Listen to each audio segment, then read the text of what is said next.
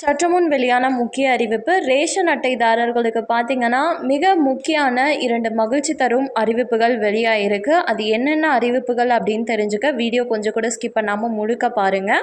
அப்போ தான் என்ன சொல்கிறோம் அப்படிங்கிறது தெளிவாக புரியும். அண்ட் இதுதான் ஃபர்ஸ்ட் டைம் நம்ம சேனலில் பார்க்குறீங்க அப்படின்னா மறக்காமல் ஒரு லைக் பட்டனை தட்டி விட்டுருங்க. இல்லை ஆல்ரெடி பார்த்துட்டு இருக்க வியூவர்ஸாக இருக்கீங்க அப்படின்னா கமெண்ட் பாக்ஸில் ஹாய்ன்னு சொல்லி சொல்லுங்கள். அது மூலமாக எத்தனை பேர் நியூவாக வரீங்க, எத்தனை பேர் ஆல்ரெடி இருக்கவங்களே பார்க்குறீங்க அப்படிங்கிறத தெரிஞ்சுக்கிறேன். இப்போ வாங்க வீடியோக்குள்ளே போயிடலாம். என்ன சொல்லியிருக்காங்க அப்படின்னு பார்த்துடலாம். நம்ம அனைவருக்குமே தெரிஞ்ச விஷயம், ரேஷன் கடைகள் மூலமாக அனைத்து இந்தியாவில் உள்ள ஒவ்வொரு குடும்பத்துக்குமே வந்துட்டு ரேஷன் பொருட்கள் இலவசமாகவும் மலிவு விலையிலும் கொடுத்துட்டு வந்துட்டு இருக்காங்க. அந்த வகையில் துவரம் பருப்பும் பாமாயில் இது ரெண்டுமே வந்துட்டு மாதம் மாதம் அனைவருக்குமே கொடுத்துட்டு வந்துட்டு இருந்தாங்க. தமிழகத்தில்னு எடுத்துக்கிட்டோன்னா கிட்டத்தட்ட 2.6 கோடி ரேஷன் அட்டைதாரர்கள் ரேஷன் பொருட்களை வாங்கி பயனடைந்து வந்துட்டு இருக்காங்க. இந்த நிலையில் வந்துட்டு மாதந்தோறும் வழங்கப்படுற துவரம்பருப்பும் பாமாயிலும் இந்த மாதம் வந்து கிடைக்கவில்லை அப்படின்ற மாதிரி புகார்கள் நிறைய எழுந்திருக்கு.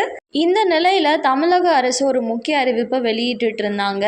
அதாவது இந்த 2 பொருட்களுமே தட்டுப்பாடு ஏற்பட்டிருக்கு இப்போதைக்கு, அதனால தான் கொடுக்க முடியல. ஆனால் கவலைப்பட வேண்டாம். ஜூன் மாதம் முதல் வாரத்தில் வந்துட்டு நீங்கள் மே மாதத்திற்கான பருப்பையும் ப்ளஸ் வந்துட்டு பாமாயிலும் வந்து அனைவருக்கும் கிடைக்கப்படி செஞ்சுருக்கோம். ஸோ அனைவரும் வந்துட்டு இந்த வாரத்தில் மே மாதத்திற்கான பருப்பையும் பாமாயிலையும் பெற்றுக்கொள்ளலாம் அப்படின்னு சொல்லியிருக்காங்க. இது ஒன்று முக்கிய அறிவிப்பு. ஆனால் எனக்கு ஒரு டவுட் இருக்குது.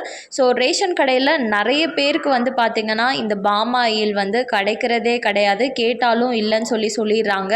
நான் வந்துட்டு ரேஷன் கடையில் கேட்கும் போது என்ன சொன்னாங்கன்னா, இப்போது 100%ல் வந்துட்டு 75% தான் வந்துட்டு பாமாயில் ஒதுக்குவாங்க ஒரு ரேஷன் கடைக்கு. ஸோ அதனால் யார் முன்னாடி வராங்களோ அவங்களுக்கு மட்டும்தான் வந்துட்டு இந்த பாமாயில் கிடைக்கும் அப்படின்ற மாதிரி ஒரு தகவலை சொல்லியிருந்தாங்க. இதை பற்றி எனக்கு டீட்டெயில்ஸ் தெரியல. இன்கேஸ் உங்களுக்கு தெரியுது இது உண்மை அப்படின்னா கமெண்ட் பாக்ஸில் சொல்லுங்கள், உண்மைன்னு சொல்லிட்டு நானும் அதை தெரிஞ்சுக்கிறேன்.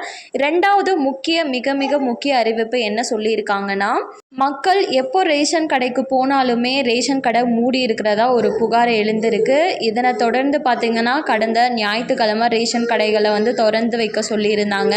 அது மட்டும் இல்லாமல் ரேஷன் கடை ஊழியர்களுக்கு தமிழக அரசு ஒரு முக்கியமான உத்தரவை பிறப்பித்திருக்காங்க. அதாவது சென்னை மற்றும் புறநகர் பகுதியில் காலையில் 8:30 மணி முதல் 12:30 மணி வரையும், பிற்பகல் 3 மணி முதல் 7 மணி வரையும் வந்துட்டு கட்டாயம் வந்து செயல்படணும். மற்ற மாவட்டங்கள்லன்னு எடுத்துக்கிட்டோன்னா 9 மணிலேருந்து 1 மணி வரையும், அதுக்கப்புறம் பிற்பகலில் 2 மணிலேருந்து 6 மணி வரையும் வந்துட்டு கட்டாயம் செயல்படணும்னு சொல்லியிருக்காங்க.